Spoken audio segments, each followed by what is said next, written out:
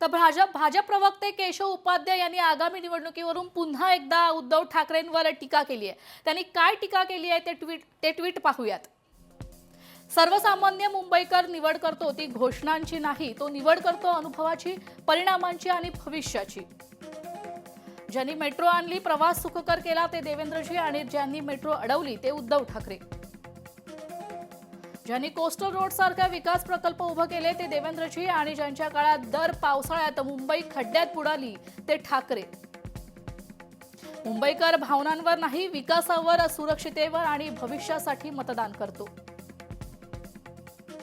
उत्तर स्पष्ट आहे, मुंबई विकासासोबत आहे म्हणजेच देवेंद्रजी सोबत आहे, असं ट्विट केशव उपाध्याय यांनी केलंय।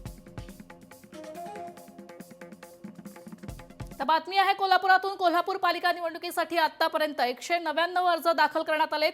सोमवारी शहरातील 81 प्रभागांसाठी 170 अर्ज दाखल करण्यात आले, तर उमेदवारांकडून जोरदार शक्ती प्रदर्शन करत अर्ज दाखल करण्यात आले। आतापर्यंत 2185 अर्जांची विक्री करण्यात आली आहे। तर आज दुपारी 3 वाजेपर्यंत आज अर्ज दाखल करण्याची मुदत आहे। तर काही उमेदवारांचे 2 ते 3 तर काहींचे 4 अर्ज आज दाखल होतील।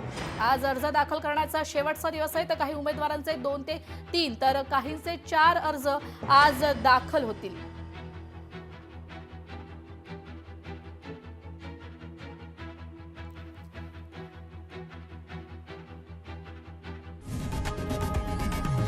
लोकशाही मराठी ऐका, पहा, जागरूक रहा।